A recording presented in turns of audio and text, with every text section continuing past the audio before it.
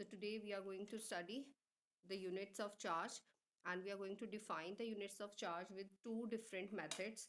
One is from the formula I is equals to Q by T, which you have already done. That from this formula we'll get that Q is equals to I into T, and if we take I as 1 ampere and T as 1 second, then 1 coulomb becomes 1 ampere second. And now we have done, because we have done this Coulomb's law. So from here also we will try to find out how charge can be defined.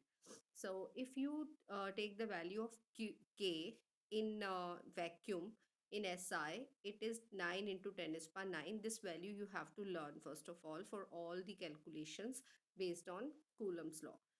And if I take R as 1 meter, R is the distance between the two charges Q1 and Q2.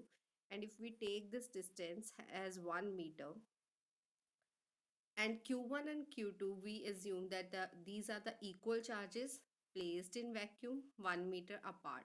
So I can put Q1 equal to Q2 equals Q, same symbol.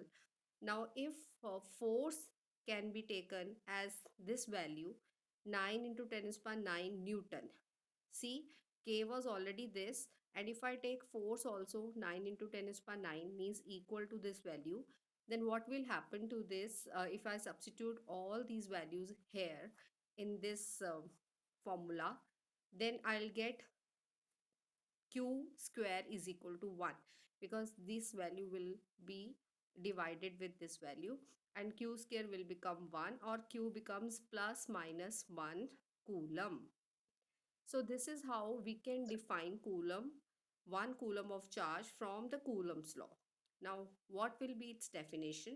According to these values which we have taken, 1 coulomb is that charge which, when placed in vacuum at a distance 1 meter apart from an equal charge, experiences how much force? 9 into 10 is power 9 Newton, because this much was the substituted force in the formula. So this is how you define 1 coulomb, again in terms of Coulomb's law and in terms of the force acting between two charges. And one thing more I want to tell you, that you should learn this value of epsilon naught, that is absolute permittivity of free space. This should be learnt by all of you.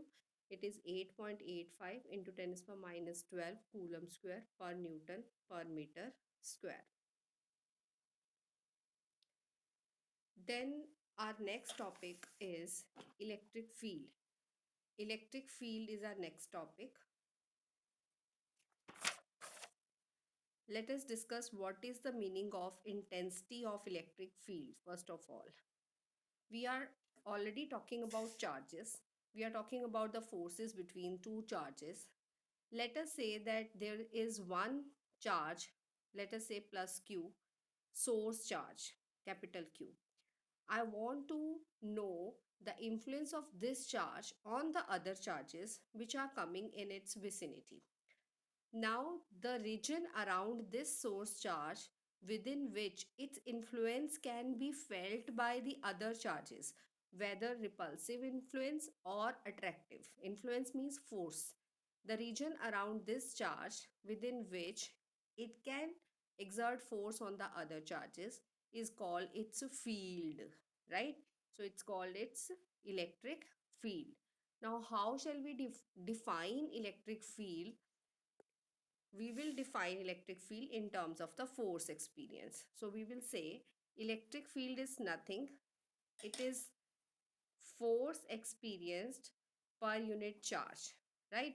So if I take a test charge somewhere in the field of this source charge, let us call that this Q charge is test charge. Test charge means we always take test charge as unit positive charge. Then force experienced by this unit positive charge in the field of this source charge will be called its electric field intensity. Then how to define it? Let's start with the Coulomb's law only. Now, Coulomb's law says that force between two charges, our two charges of concern here are Q, that is the source charge, small q, that is the test charge. So, the force according to Coulomb's law will be K q small q upon r square, where r is the distance between these two charges. And let us suppose that these charges are placed in vacuum. Then electric field intensity becomes F upon Q according to the formula, according to the definition. So I may divide this whole force by the test charge, because electric field is force experienced per unit charge. So I will not divide it with the source charge. We will divide it with the test charge only, because test charge ने कितना force experience किया, this is our concern. So it will be get divided. When it is divided, it will get it cut with the this q. So we are left with only one q in the formula of E, that is k q by r square. And in vector form, because it is also a vector quantity, I may write it k q upon r square into r cap, where r cap is the unit vector in the direction of the force exerted by this unit this source charge. And if I talk about the units of this electric field, it will be the units of force, that is Newton, divided by units of charge, that is Coulomb. So its units become Newton per Coulomb. Newton per Coulomb, right? And if you want to express in the vector form, not in the unit vector form, then you have to substitute unit vector's value, that is r vector, upon the magnitude of r. Then the formula becomes this. So whether you express in unit vector or you expressed in vector, there are two differences in both the cases, in forces also and in electric field also. The difference is unit vector when placed here, then in the denominator you have r square only. But if you write in the factorial form of the position vector, then in the denominator it becomes r cube. Why? Because unit vector itself has one r in the denominator. That r gets multiplied with this r. So you should always take care while writing in the vector form. If you have to write only r square, then you write unit vector again here. And if you are writing the vector r, then you have to write the cube of r, right? So this was all about electric intensity. इसको electric field भी बोल देते हैं, electric field intensity भी बोल देते हैं. So this topic is over. And dimensions of electric field intensity can be asked. So here you have to divide the dimensions of force with the dimensions of charge, and these become the dimensions of electric field intensity: m1 l1 t minus 3 a raised to power minus 1. Then comes the next article, that how to find out electric field intensity. This is nothing but what we have discussed. This is the same article, only he has expressed with the help of a different diagram. He has only expressed one source charge plus q. He has not taken it capital Q.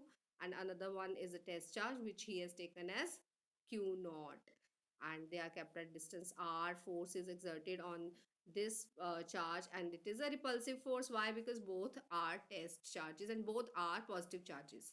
Okay, so source as well as test charge we have taken as positive, so the force is repulsive here. Rest everything is clear, we have already discussed right now. Then comes again the principle of superposition for the electric field due to a group of point charges. Now if there are n point charges in some region, they will have some electric fields at the same point due to their presence, right? Now they will have different forces on the same point, because the same point will be at different distances from the different charges, right?